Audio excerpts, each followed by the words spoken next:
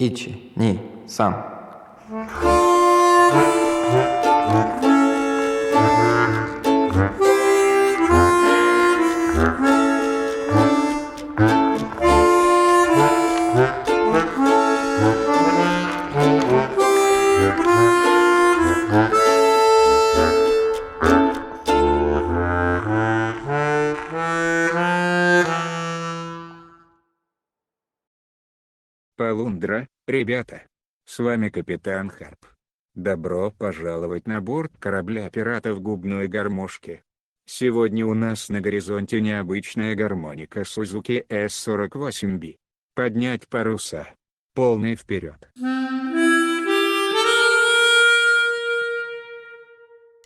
Ранее мы уже рассказывали про необычные гармоники Suzuki.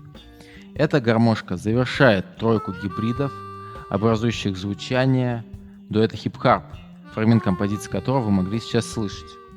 Является гибридом хроматической гармоники с басовой. Хочешь сказать, что это басовая гармоника?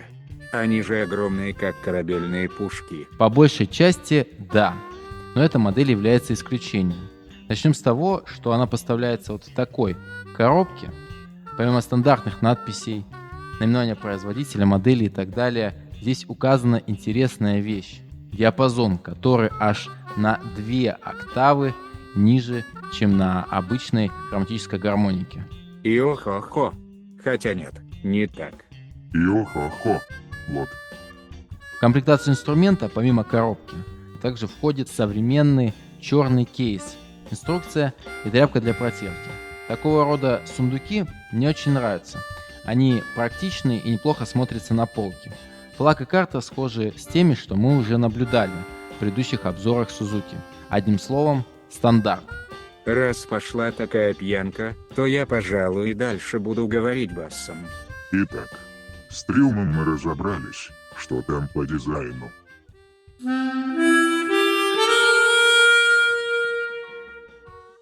Сама гармошка выглядит брутально.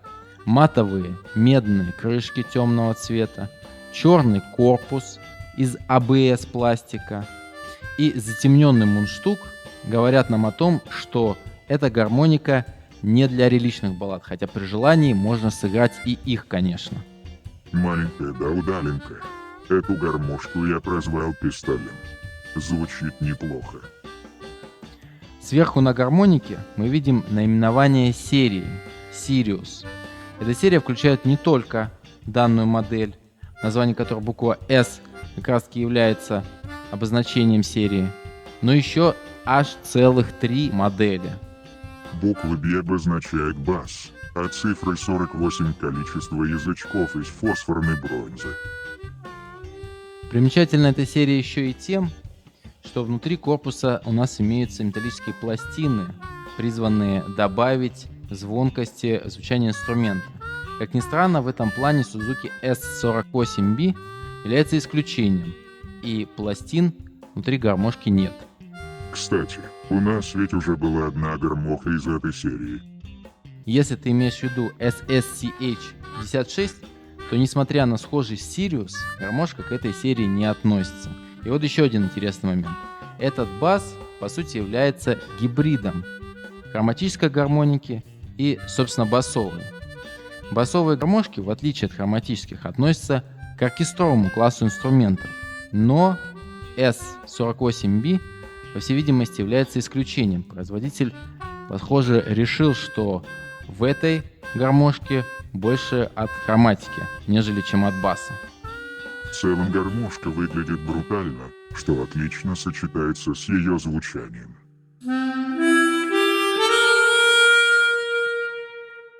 В плане эргономики гармошка немного отличается от стандартной хроматики, в основном за счет своей толщины. Все дело в достаточно высоких крышках.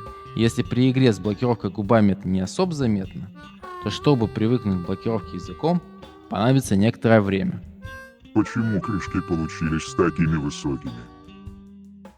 Скорее всего, дело в язычках. Собственно, в них кроется секрет низкого звучания инструмента. Как известно, чем длиннее больше язычок, тем меньше частота его колебаний.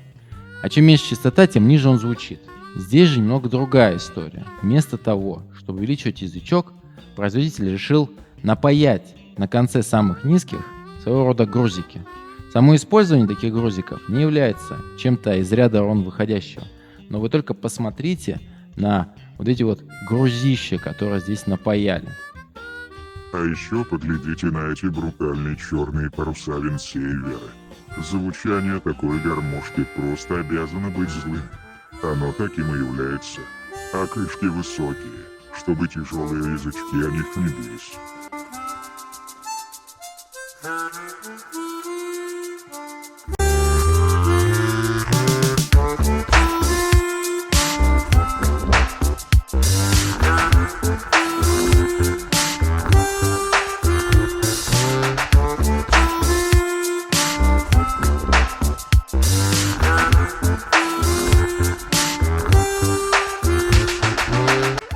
Как вы слышали, звучание инструмента действительно достаточно низкое. Причем играется на нем не намного сложнее, чем на стандартной хроматической гармошке. По сути, воздухопотери сведены к минимуму. При этом большой октавы, а всего у нас есть 3 хроматические октавы от до большой до диез второй октавы, звучание достаточно рыхлое. Скорее всего, это связано с клапанами, по-настоящему крупными и, как следствие, шумными. Но это не обязательно минус, потому что звучание при этом злое и, я бы сказал, рычащее, что достаточно классно сочетается с внешним видом инструмента. Черная акула. С виду мелкая, но очень злая. Главное преимущество этой гармошки — размеры, скорость, длительность игры и диапазон. В отличие от большинства других басовых гармошек, это просто малышка, но с характером, что несомненно дает плюс к удобству. Благодаря минимальным воздухопотерям и опять-таки удобству игры в плане эргономики, на ней можно играть очень быстро и при этом долго, благодаря тому, что гармошка играется как на выдох, так и на вдох, а не только на выдох, как на большинстве других басовых гармошках. Для таких размеров диапазон в 3 хроматические октавы просто огромен.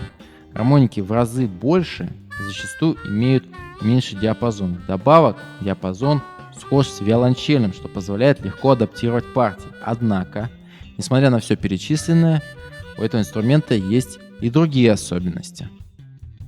Такие размеры — это удобно, но за счет небольшого корпуса звук не такой глубокий, как на больших басовых собратьях. А клапаны парусы дают призвук, который, особенно в нижней октаве, не всегда может быть актуален. В целом, такая гармошка может понравиться хроматистам, которые хотят играть ниже, чем обычно, любителям оркестровых гармошек, желающих иметь компактный инструмент, а также любителям необычных инструментов. На этом все. Опустите якорь. Подписывайтесь на канал, ставьте лайки, пишите комментарии. Попутного ветра, ребята.